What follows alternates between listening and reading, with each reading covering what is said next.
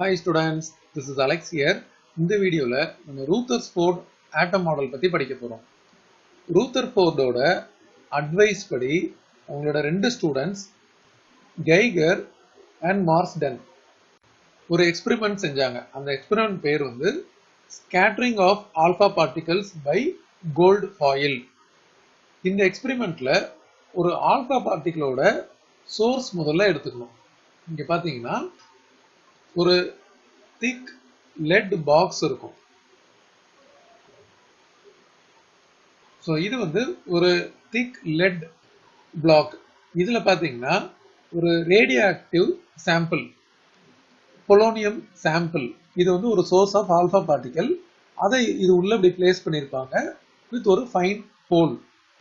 So இது உள்ள வந்து இங்க place பண்ணிருப்பாங்க. இதுல ஒரு fine hole இருக்கும். அந்த ஹோல் வழியா தான் இந்த ரேடியேஷன்ஸ் வந்து வெளியே வரும். ஸோ இது உள்ள இருந்து இந்த ரேடியேஷன்ஸ் வந்து இது மாதிரி வெளியே இது இங்க பாஸ் ஆகும்போது இந்த இடத்துல ஒரு லெட் ஸ்கிரீன் பிளேஸ் பண்ணியிருப்பாங்க. ஸோ இந்த லெட் பாக்ஸ்ல இருக்கிற அந்த பொலோனியம் சாம்பிள்ல இருக்கிற அந்த ரேடியேஷன்ஸ் இந்த ஃபைன் ஹோல் வழியா இப்படி வரும். அது வரும்போது அந்த லெட் ஸ்கிரீனை தாண்டி இப்படி வரும். இந்த ரேடியேஷன்ஸ்ல பாத்தீங்கன்னா ஒரு ஆல்பா பார்ட்டிகல்ஸா வரும். ஆல்பா பார்ட்டிகல்ஸ் அப்படின்றது பாசிட்டிவ்லி சார்ஜ்டு பார்ட்டிகல். இந்த ரேடியேஷன்ஸ் வர்ற இடத்துல ஒரு தின் கோல்டு ஃபாயில் இது மாதிரி பிளேஸ் பண்ணியிருப்போம். ஸோ இது மாதிரி இந்த கோல்டு ஃபாயிலை பிளேஸ் பண்ணியிருப்போம். சப்போஸ் இப்போ இந்த கோல்டு ஃபாயில் வந்து இங்க இல்லை அப்படின்னா இந்த ஆல்பா பார்ட்டிகல்ஸ் வந்து இது மாதிரி வருது இல்லையா, இது வந்து அப்படியே வந்து ஸ்ட்ரெயிட்டாவே வரும். ஸோ இது இல்லை அப்படின்னா இது மாதிரி ஸ்ட்ரெயிட்டா இப்படி வரும். பட் இங்க இந்த கோல்டு ஃபைல் இருக்கிறனால வேரியஸ் ஆங்கிள் வந்து இது ஸ்கேட்டர் ஆகும். ஸ்ட்ரெயிட்டா போகாம நிறைய டைரக்ஷன்ல இது வந்து ஸ்கேட்டர் ஆகும்.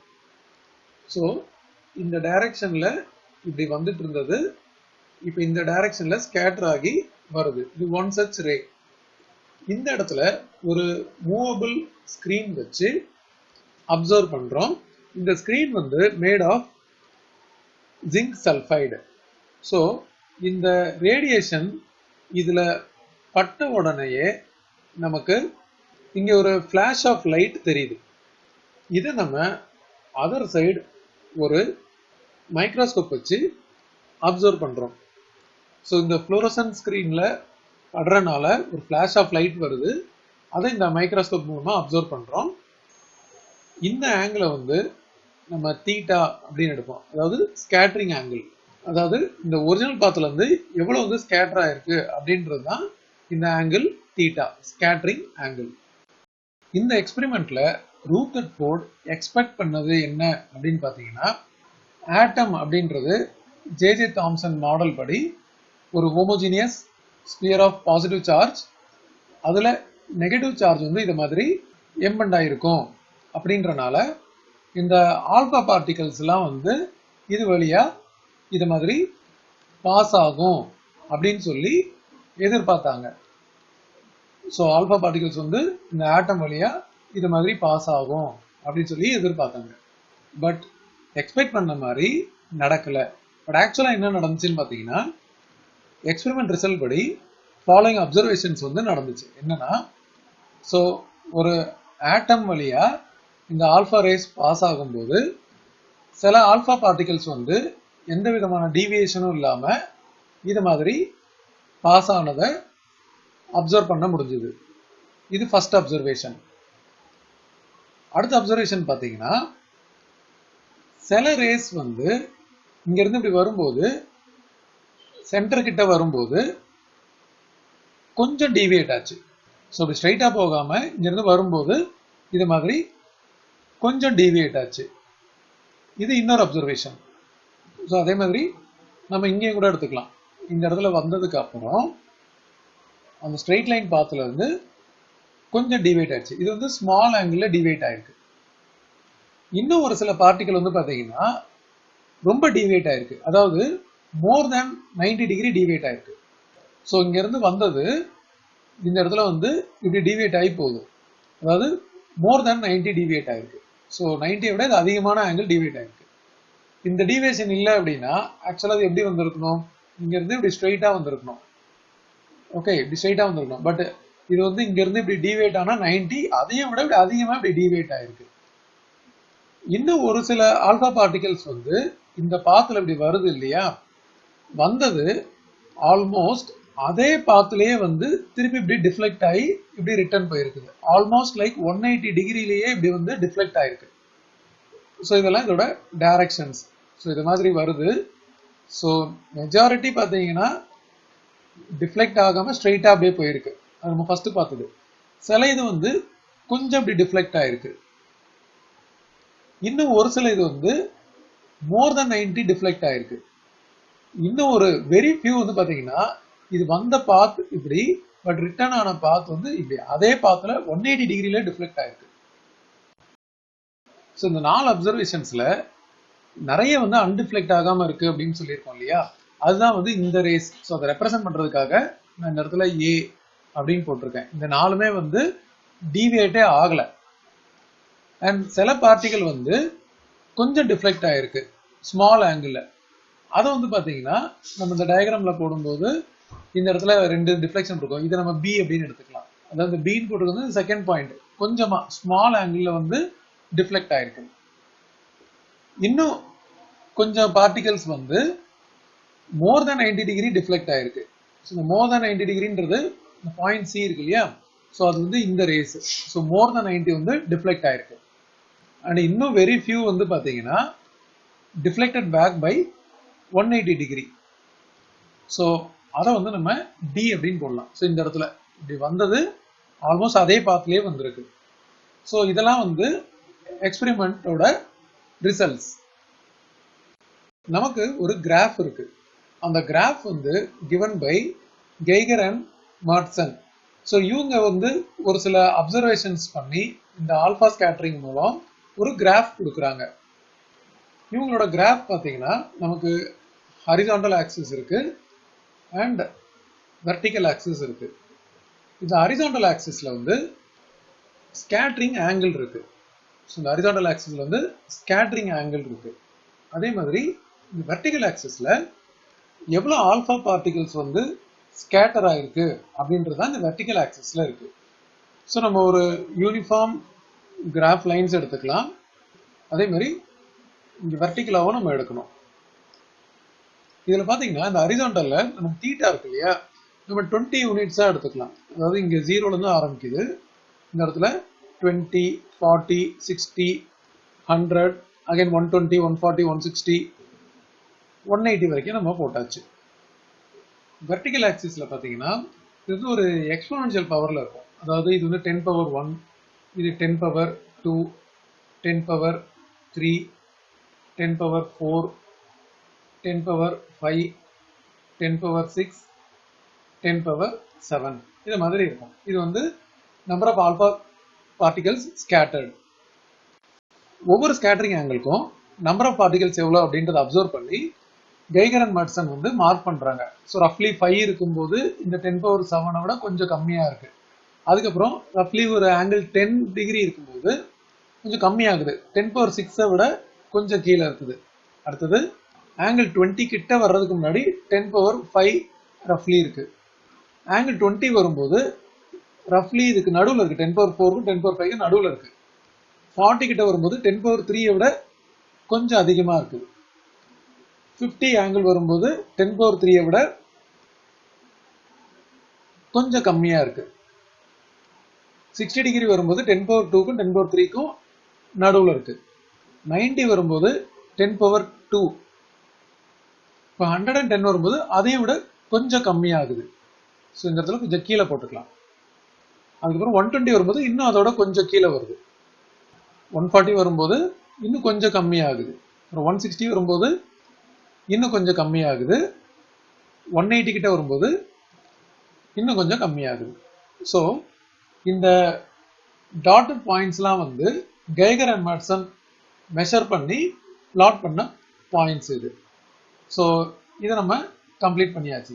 இப்போ அடுத்தது ரூதர்ஃபோர்டு வந்து ஒரு கிராஃப் கொடுக்குறாங்க, ஒரு சாலிட் கர்வ். அந்த கர்வ் பார்த்தீங்கன்னா கரெக்டாக இந்த பாயிண்ட்ஸ்லாம் அப்படியே வந்து ஜாயின் பண்ற மாதிரி இப்படி ஃப்ளோ ஆகுது இத மாதிரி. அப்ப இதுல இருந்து என்ன தெரியுது அப்படின்னா, இவங்க கெய்கர் அண்ட் மேட்சன் அப்சர்வ் பண்ணதும் ரூதர்ஃபோர்ட் அப்சர்வ் பண்ணதும் ஆல்மோஸ்ட் சேமா இருக்கு. ஸோ இந்த டாட்டர் பாயிண்ட்ஸ் வந்து கொடுத்தது Geiger and Madsen, Rutherford nuclear model படி கொடுத்தது இந்த சாலிட் கர்வ். இது ரெண்டுமே வந்து சிமிலரா இருக்கு. இந்த கிராஃப்ல பாத்தீங்கன்னா நம்ம ஆல்ரெடி இங்க டிஸ்கஷன் பண்ண இந்த 4 பாயிண்ட்டும் வந்து ரிஃப்ளெக்ட் ஆயிருக்கும். ஸோ இந்த 4 பாயிண்ட் அப்படின்றது இதை பேஸ் பண்ணது. ஸோ நிறைய வந்து டிஃப்ளெக்ட் ஆகல அப்படின்னு இருக்கு. ஸோ இந்த ஆங்கிள் பாத்தீங்கன்னா 0 கொஞ்சம் அதிகமா ஒரு 5 டிகிரி 10 டிகிரி இந்த மாதிரி பார்க்கும்போது நிறைய பார்ட்டிகல்ஸ் வந்து இங்க இருக்கு. ஸோ இந்த இடத்துல வந்து பாத்தீங்கன்னா most of the alpha particles நிறைய பார்ட்டிகல் வந்து அன்டிஃப்ளெக்டட். ஸோ அதை வந்து நம்ம அந்த ஆங்கிள் அப்சர்வ் பண்ண முடியும். அதுக்கப்புறம் ஆங்கிள் கொஞ்சம் இன்க்ரீஸ் ஆகும்போது சம் பார்ட்டிகல்ஸ் வந்து ஸ்மால் ஆங்கிள் டிஃப்ளெக்ட் ஆயிருக்கு.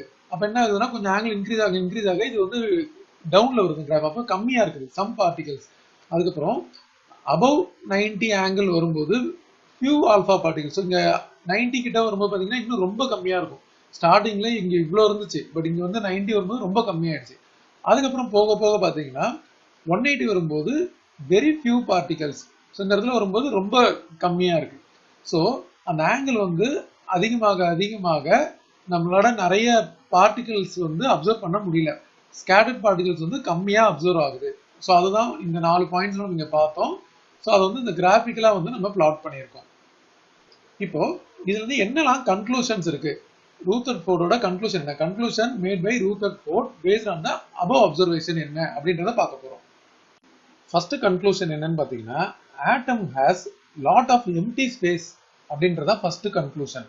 ஏன்னா இந்த இடத்துல நிறைய வந்து most of the alpha particles வந்து அன்டிஃப்ளெக்டட். அப்படின்னா என்ன அர்த்தம், அந்த இருக்கிற எம்டி ஸ்பேஸ் வழியா இந்த ஆல்பா பார்ட்டிகல்ஸ் ஈஸியா அப்படி டிஃப்ளெக்ட் ஆகாம அப்படி ஸ்ட்ரைட்டாவே வந்திருக்கு அப்படின்னு அர்த்தம். அப்ப ஆட்டத்துக்குள்ள நிறைய எம்டி ஸ்பேஸ் இருக்கு. ஒரு டைனி மேட்டர் அதோட சென்டர்ல இருக்கு, அதுதான் நியூக்ளியஸ். அதோட சைஸ் பாத்தீங்கன்னா ஆர்டர் ஆஃப் 10⁻⁻14 மீட்டர். அது மட்டும் இல்ல, அது வந்து ஒரு பாசிட்டிவ்லி சார்ஜ் அப்படின்றதையும் சொன்னாங்க. அண்ட் அந்த ஆட்டத்தோட மாஸே வந்து அந்த நியூக்ளியஸ்ல தான் கான்சென்ட்ரேட்டட் ஆகி இருக்கு. இதை சுத்தி இருக்கிற நெகட்டிவ் சார்ஜ் பார்ட்டிகல், அதாவது எலக்ட்ரான்ஸ் வந்து அது ஸ்டேபிளா ஒரு இடத்துல இல்லாம அந்த நியூக்ளியஸை சுத்தி வருது அப்படின்றத கன்க்ளூட் பண்ணாங்க. ஸோ அதனாலதான் இந்த இடத்துல டிஃப்ளெக்ஷன் வந்து அதிகமா இருக்கு. இந்த சென்டர்ல பாத்தீங்கன்னா அதர் பிளேசஸை விட டிஃப்ளெக்ஷன் அதிகமா இருக்கு. ஸோ இப்போ இந்த ஆட்டத்தோட எட்ஜில் எல்லாம் வரும்போது அன்டிஃப்ளெக்ட் ஆகி அப்படியே ஸ்ட்ரெயிட்டாவே வந்துருச்சு. பட் இங்க டுவர்ட்ஸ் சென்டர் வர வர என்ன ஆகுதுன்னா கொஞ்சம் டிஃப்ளெக்ட் ஆகுது, இன்னும் வரும்போது நிறைய டிஃப்ளெக்ட் ஆகுது. கரெக்டா சென்டர்ல வந்து 180 டிஃப்ளெக்ட். அப்போ இந்த சென்டர்ல வந்து ஏதோ ஒரு பார்ட்டிகல் இருந்துதான் இது டிஃப்ளெக்ட் பண்ணுது. அந்த பார்ட்டிகல் தான் நத்திங் பட் நியூக்ளியஸ். ஸோ இந்த இடத்துல ஒரு பாசிட்டிவ்லி சார்ஜ்டு பார்ட்டிகல் இந்த இடத்துல கான்சென்ட்ரேட் ஆகி இருக்கு. அதோட சைஸ் வந்து நம்ம ஆல்ரெடி எழுதியிருக்கோம். அதோட சைஸ் நம்ம இங்க ரெப்ரசென்ட் பண்ணலாம். இந்த ஆர்டர் ஆஃப் 10⁻⁻14 மீட்டர், அதாவது இந்த டயாமீட்டர் இங்க இருந்து இது வரைக்கும். ஸோ இந்த ஆல்பா பார்ட்டிகல் அப்படின்றது ஒரு பாசிட்டிவ்லி சார்ஜ் இல்லையா, இதுவும் பாசிட்டிவ். அதனாலதான் இதை வந்து இப்படி டிஃப்ளெக்ட் பண்ணியிருக்கு. அண்ட் இந்த நியூக்ளியஸ்ல தான் வந்து ஃபுல் மாஸ் வந்து கான்சென்ட்ரேட் ஆகிருக்கு. நிறைய வந்து ஆட்டத்துல எம்டி ஸ்பேஸ் இருக்கு. ஸோ இதெல்லாம் தான் கன்க்ளூஷன். கன்க்ளூஷன் நான் திருப்பி ரிப்பீட் பண்றேன். நிறைய எம்டி ஸ்பேஸ் இருக்கு. சென்டர்ல வந்து ஒரு டைனி மேட்டர் இருக்கு, அதான் நியூக்ளியஸ். அதோட சைஸ் வந்து 10⁻⁻14 மீட்டர். அது பாசிட்டிவ்லி சார்ஜ். அந்த என்டையர் மாஸ் ஆஃப் த ஆட்டமே வந்து நியூக்ளியஸ்ல தான் கான்சென்ட்ரேட் ஆயிருக்கு. அண்ட் எலக்ட்ரான் வந்து அதை சுத்தி ஸ்டேபிளா இல்லாம நியூக்ளியஸை சுத்தி ரிவால்வ் ஆயிட்டு இருக்கு. இதெல்லாம் தான் ரூதர்ஃபோர்டோட conclusion based on the observation. So இந்த ஸ்கேட்டரிங் அப்சர்வேஷனை வச்சு இந்த இடத்துல சென்டர்ல வந்து இந்த மாதிரி பாசிட்டிவ்லி சார்ஜ் பார்ட்டிகல் நியூக்ளியஸ் இருக்கு அப்படின்றத ரூதர்ஃபோர்ட் அப்சர்வ் பண்ணாங்க. அடுத்து நம்ம பார்க்க போறது டிஸ்டன்ஸ் ஆஃப் க்ளோசஸ்ட் அப்ரோச். இது என்னன்னு பாத்தீங்கன்னா, சப்போஸ் இப்போ ஒரு ஆட்டம் இருக்கு, இதோட சென்டர்ல நியூக்ளியஸ் இருக்கு, அண்ட் இது வந்து ஒரு பாசிட்டிவ்லி சார்ஜ். இப்போ ஆல்பா பார்ட்டிகல் வந்து இங்க வரும்போது ஒரு குறிப்பிட்ட டிஸ்டன்ஸ் வரைக்கும் இங்க வரும். இங்க வந்ததுக்கு அப்புறம் பாத்தீங்கன்னா ஒரு மொமெண்டரிலி ஸ்டாப் ஆயிட்டு அதுக்கப்புறம் 180 டிகிரில ரிஃப்ளெக்ட் ஆகும். கரெக்டா இந்த சென்டர்ல வரும்போது அப்படி ரிஃப்ளெக்ட் ஆகும்போது திருப்பியும் இந்த வந்த பாத்லயே வந்து இப்படி டீவியேட் ஆகி இப்படி போகுது. இப்போ இது இல்லைன்னா இப்படி ஸ்ட்ரைட்டா வந்திருக்கும். பட் இது வந்து இந்த வந்த வழியாவே இது வந்து இப்படி டீவியேட் ஆகி போகுது. இப்படி வந்தது 180 டிகிரில டேர்ன் ஆகுது. அப்போ இது எவ்வளவு டிஸ்டன்ஸ் வரைக்கும் இந்த நியூக்ளியஸை அப்ரோச் பண்ணும் அப்படின்றது தான் இந்த சென்டர் ஆஃப் நியூக்ளியஸ்ல இருந்து எவ்வளவு டிஸ்டன்ஸ் வரைக்கும் இது வந்து இப்படி டிஃப்ளெக்ட் ஆகும் அப்படின்றது தான் R0. இதை தான் நம்ம வந்து டிஸ்டன்ஸ் ஆஃப் க்ளோசஸ்ட் அப்ரோச் அப்படின்னு சொல்றோம். இதை நம்ம கான்டாக்ட் டிஸ்டன்ஸ் அப்படின்னு சொல்லுவோம். இந்த டிஸ்டன்ஸ்ல இந்த வர்ற ஆல்பா பார்ட்டிகளோட எல்லா கைனெட்டிக் எனர்ஜியும் கன்வெர்ட் ஆகுது. என்னவா கன்வெர்ட் ஆகுது அப்படின்னு பாத்தீங்கன்னா எலக்ட்ரோஸ்டாட்டிக் பொட்டன்ஷியல் எனர்ஜியா கன்வெர்ட் ஆகுது. இதை நம்ம ஆல்ரெடி லெசன் 1ல படிச்சிருக்கோம். ஸோ இங்க வர்ற இந்த ஆல்பா பார்ட்டிகல் அது கைனெட்டிக் எனர்ஜி எல்லாம் ஏன்னா இந்த இடத்துல வந்தோடனே அந்த ஃபோர்ஸ்ல அது வந்து ஸ்டாப் ஆகும். ஏன்னா இதுவும் பாசிட்டிவ், இங்க நியூக்ளியஸும் பாசிட்டிவ். ஸோ அந்த ரிப்பல்ஷன்ல அது ஸ்டாப் ஆகும். ஸோ அப்போ என்ன ஆகுது அப்படின்னா அந்த கைனெட்டிக் எனர்ஜி எல்லாமே வந்து எலக்ட்ரோஸ்டாட்டிக் பொட்டன்ஷியல் எனர்ஜியா அந்த பாயிண்ட்ல வந்து கன்வெர்ட் ஆகும். ஸோ கைனெட்டிக் எனர்ஜியோட ஃபார்முலா பார்த்தீங்கன்னா ½mv². நம்ம இந்த இடத்துல ½mv0 அப்படின்னு எடுத்துக்கலாம். v0². இது equal to electrostatic potential energy அப்படின்றது 1/4πε0 ப்ராடக்ட் ஆஃப் சார்ஜஸ் நம்ம போடணும். ஸோ இதுல சார்ஜோட ப்ராடக்ட் பார்த்தீங்கன்னா ஆல்பா பார்ட்டிகல் வந்து +2, அதனால நம்ம வந்து 2e அப்படின்னு அதோட சார்ஜை போடுறோம். அது இந்த நியூக்ளியஸோட சார்ஜ் வந்து Z atomic number into E அப்படின்னு போடுறோம். டிவைடட் பை இந்த டிஸ்டன்ஸ் வந்து இங்க R0 அப்படின்னு போட்டிருக்கோம். ஸோ இந்த இடத்துல R0 அப்படின்னு போட்டாச்சு. ஸோ இதுல இருந்து நம்ம R0 என்ன அப்படின்றத கண்டுபிடிக்கணும். இந்த என்டையர் டேர்மை நம்ம கைனெட்டிக் எனர்ஜி அப்படின்றதுனால EK அப்படின்னு எடுத்துக்கலாம். அதாவது கைனெட்டிக் எனர்ஜி ஈக்குவல் டு இதை நம்ம முடிஞ்சா கேன்சல் பண்ணலாம். ஸோ இது ரெண்டு கேன்சல் ஆயிடுச்சுன்னா இங்கே 2 ஆயிடும். ஸோ நியூமரேட்டர் பார்த்தீங்கன்னா ZE² divided by 2πε0 into R0. இப்போ R0 இந்த பக்கம் வந்துடும். ஒருவேளை இந்த நம்பர்ஸ் கேன்சல் பண்ணல அப்படின்னா நமக்கு வந்து ஆஸ் இட் இஸ் இங்கே 4ம் நியூமரேட்டர்ல 2ம் இருக்கும். ஸோ இந்த இடத்துல நம்ம 4 எடுத்துக்கலாம், இந்த இடத்துல 2 எடுத்துக்கலாம். இப்போ R0 இந்த பக்கம் வந்துடும். R0 equal to 2ZE² divided by 4πε0 into EK.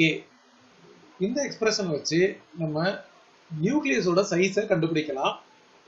But size of the nucleus வந்து பார்த்தீங்கன்னா இந்த டிஸ்டன்ஸ் ஆஃப் த க்ளோசஸ்ட் அப்ரோச்சை விட கம்மியாக தான் இருக்கும். ரூதர்ஃபோர்ட் டிஃப்ரெண்ட் நியூக்ளியைக்கு இந்த ரேடியஸை மெஷர் பண்ணி அவங்க கொடுத்துருக்க அந்த ரேஞ்ச் வந்து 10⁻⁻14 மீட்டர்லேருந்து 10⁻⁻15 மீட்டர். இங்கே பார்த்தீங்கன்னா நம்ம நியூக்ளியஸோட ஆர்டர் அப்படின்னு சொல்லிட்டு ஆல்ரெடி இந்த இடத்துல 10⁻⁻14 அப்படின்னு மார்க் பண்ணியிருக்கோம். இங்கே டயமீட்டரா மார்க் பண்ணியிருக்கோம். பட் அது ரேடியஸ் எடுக்கும் போது ஆல்மோஸ்ட் இந்த ஆர்டர்ல தான் நமக்கு வரும். ஸோ ரூதர்ஃபோர்ட் வந்து வேரியஸ் நியூக்ளியஸ் ஆஃப் ஆட்டமை வந்து எக்ஸ்பெரிமெண்ட் பண்ணி அவங்க கொடுத்துருக்க இந்த ரேஞ்ச், அதாவது ரேடியஸ் ஆஃப் த நியூக்ளியஸ் வந்து 10⁻⁻14 மீட்டர் டு 10⁻⁻15 மீட்டர் இருக்கும் அப்படின்னு சொல்லியிருக்காங்க. அடுத்து நம்ம பார்க்க போறது இம்பாக்ட் பேராமீட்டர். இம்பாக்ட் பேராமீட்டர் அப்படின்றது என்னன்னு பார்த்தீங்கன்னா, சப்போஸ் இப்போ ஒரு ஆல்பா பார்ட்டிகல் வந்து இந்த டைரக்ஷன்ல வந்துட்டே இருக்கு அண்ட் இந்த இடத்துல நியூக்ளியஸ் இருக்கு அப்படின்னு வச்சுக்கலாம். சப்போஸ் இந்த இடத்துல நியூக்ளியஸ் இருக்கும்போது என்ன ஆகும்னா இது நேரா வராம இங்க இருந்து ஃபர்தரா இது டிஃப்ளெக்ட் ஆகும். ஸோ இது பார்த்தீங்கன்னா இங்க இருந்து இப்படி டிஃப்ளெக்ட் ஆகி போகும். ஸோ இந்த ஆல்பா பார்ட்டிகல்ஸ் வந்து இப்படி வந்துட்டு இருந்தது இதை மாதிரி டிஃப்ளெக்ட் ஆயிருக்கு. இப்போ ஒருவேளை டிஃப்ளெக்ட் ஆகலைன்னா அதோட ஸ்ட்ரெயிட் லைன் பாத் வந்து இது மாதிரி இருக்கும். ஸோ இது வந்து ஒரு லார்ஜ் டிஸ்டன்ஸ்ல இருந்து எடுத்திருக்கோம். நியூக்ளியஸ் வந்து இந்த இடத்துல இருக்கு அண்ட் நியூக்ளியஸ் வந்து ஒரு பாசிட்டிவ்லி சார்ஜ். ஸோ இங்க இருந்து பர்பெண்டிகுலரா எவ்வளோ டிஸ்டன்ஸ் இருக்கு அப்படின்றது தான் வந்து B அப்படின்னு எடுக்கிறோம். அதுதான் இம்பாக்ட் பாராமீட்டர். அண்ட் இதுல டிஃப்ளெக்ட் ஆகி இருக்கிற இடத்துல நம்ம ஒரு ஸ்ட்ரெயிட் லைன் மாதிரி இப்படி வரைஞ்சோம்னா நம்ம இதுல இருந்து ஆங்கிள் எவ்வளோன்றதை நம்ம எடுத்துக்கலாம். அதாவது இது வந்து ஆங்கிள் தீட்டா. இந்த B வந்து நம்ம எப்பவுமே ஒரு பர்பண்டிகுலரா மெஷர் பண்ணுவோம். அதாவது லார்ஜ் டிஸ்டன்ஸ் வந்து இப்படி வரும்போது இப்படி ஸ்ட்ரெயிட்டா போகுது இல்லையா, அதுக்கு பர்பண்டிகுலரா மெஷர் பண்றது தான் இம்பாக்ட் பாராமீட்டர் B. இதுல இந்த B வந்து பாத்தீங்கன்னா directly proportional to cot theta by 2 அப்படின்னு வரும். இந்த ப்ரொபோர்ஷனாலிட்டி ரிமூவ் பண்றதுக்காக நம்ம ஒரு கான்ஸ்டன்ட் போடுவோம், k into cot theta by 2 அப்படின்னு வரும். வேர் இதுல k அப்படின்றது 1 by 4 pi epsilon naught 2z e square divided by m v naught square. இதுக்கு தீட்டா அப்படின்றது பாத்தீங்கன்னா இந்த ஸ்கேட்டரிங் ஆங்கிள். ஸோ இந்த ஃபார்முலா வந்து நம்ம என்ன அப்சர்வ் பண்ணலாம் அப்படின்னு பாத்தீங்கன்னா, சப்போஸ் இப்போ இந்த இம்பாக்ட் பாராமீட்டர் B வந்து இன்க்ரீஸ் ஆச்சு அப்படின்னா ஸ்கேட்டரிங் ஆங்கிள் டிக்ரீஸ் ஆகும். இதை நம்ம ரிவர்ஸாகவும் சொல்லலாம். இந்த B வந்து ஸ்மாலரா இருக்கு அப்படின்னா டிஃப்ளெக்ஷன் வந்து லார்ஜரா இருக்கும்.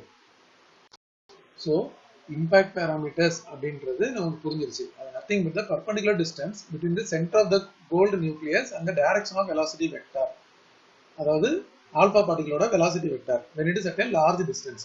ஸோ இந்த இடத்துல large distanceல இருக்கும்போது இதோட velocity vector அப்படின்றது வந்து இந்த மாதிரி வரும். இது டிஃப்ளெக்ட் ஆகி இந்த பக்கம் போகுது, பட் இதுக்கு பர்பண்டிகுலரா அப்படின்னும் போது இந்த டிஸ்டன்ஸ் இது வந்து நியூக்ளியஸ். அடுத்து நம்ம பார்க்க போறது ரூதர்ஃபோர்ட் ஆட்டம் மாடலோட டிராபேக்ஸ்.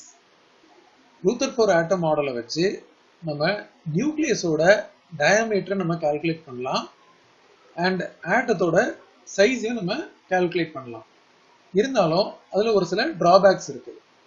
இந்த மாடல்ல எலக்ட்ரான் வந்து எப்படி வந்து அரௌண்ட் த நியூக்ளியஸ் டிஸ்ட்ரிபியூட் ஆயிருக்கு அப்படின்றத பத்தி எந்த எக்ஸ்பிளனேஷனும் கொடுக்கல.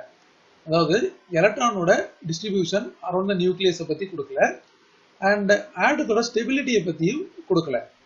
இது வந்து ஒரு டிராபேக். கிளாசிக்கல் எலக்ட்ரோடைனமிக்ஸ் படி ஒரு ஆக்சலரேட்டட் சார்ஜ் இருக்குன்னு வச்சுக்கோங்க. சப்போஸ் இப்போ இது வந்து ஒரு நியூக்ளியஸ், இப்போ இதை சுத்தி ஒரு எலக்ட்ரான் வந்து ரிவால்வ் ஆகுது அப்படின்னு வச்சுக்கோங்க. இப்போ இது வந்து ஆக்சலரேட் ஆயிட்டு இருக்கு அப்படின்னா ஆக்சலரேட் ஆகும்போது இது வந்து எனர்ஜி வந்து எமிட் பண்ணும். எலக்ட்ரோமேக்னெட்டிக் எனர்ஜி அப்படின்றது எலக்ட்ரோமேக்னெட்டிக் ரேடியேஷன்ஸ் எமிட் பண்ணும். அப்போ இது எமிட் பண்ணும்போது என்ன ஆகும்னா இதோட எனர்ஜி வந்து கம்மியாயிட்டே வரும். அப்போ இது ப்ராப்பர் சர்க்குலர் ஆர்பிட்ல சுத்தாம எனர்ஜி கம்மியாக கம்மியாக அது வந்து இன்னும் க்ளோசரா வந்துட்டே இருக்கும். ஸோ இப்படி க்ளோசரா வர வர இதோட சைஸ் வந்து டிக்ரீஸ் ஆகிட்டே இருக்குது. இதோட சைஸ் டிக்ரீஸ் ஆகும்போது என்ன ஆகுதுன்னு பார்த்தீங்கன்னா at one point of time இது எல்லா எனர்ஜியும் லூஸ் பண்ணிட்டு இது நியூக்ளியஸ்குள்ளே வந்து ஃபால் ஆகும். ஸோ இதை மாதிரி ரிவால்வ் ஆகிட்டு இருந்த எலக்ட்ரான் வந்து இது நியூக்ளியஸ்குள்ள வந்து இப்படி ஃபால் ஆகுது. அப்போ என்ன ஆகுதுன்னா ஆட்டம் வந்து ஸ்டேபிளாகவே இருக்காது. இந்த எலக்ட்ரான் வந்து இதில் ஃபால் ஆயிடுச்சுன்னா ஆட்டமே எக்ஸிஸ்ட் ஆகாது. பட் இந்த மாதிரி நடக்கலை, ஆட்டம் வந்து ஸ்டேபிளாக இருக்கு. ஸோ ரூதர்ஃபோர்ட் வந்து இதை பற்றி எதுவும் சொல்லலை. அடுத்த டிராபேக் பார்த்தீங்கன்னா எமிஷன் ஆஃப் ரேடியேஷன். இதில் வந்து கண்டினியூஸாக இருக்கணும். ஸோ இந்த மாடல் படி எமிஷன் ஆஃப் ரேடியேஷன் அப்படின்றது வந்து கண்டினியூஸாக இருக்கணும். அதனால இது வந்து ஒரு கண்டினியூஸ் எமிஷன் ஸ்பெக்ட்ரமா இருக்கணும். பட் எக்ஸ்பெரிமெண்டலா நம்ம பார்க்கும்போது நமக்கு வந்து லைன் எமிஷன் தான் வருது. Line emission spectrum for atoms இருக்கு. ஸோ இதை பத்தி இந்த மாடல் வந்து எதுவுமே சொல்லல. ஸோ இது ரெண்டும் வந்து ஒரு மேஜர் டிராபேக். ஒன்று வந்து அதோட டிஸ்ட்ரிபியூஷன் ஆஃப் எலக்ட்ரான் அண்ட் ஸ்டெபிலிட்டியை பத்தி சொல்லலை. அதே மாதிரி இந்த லைன் எமிஷன் ஸ்பெக்ட்ரத்தை பத்தி சொல்லலை.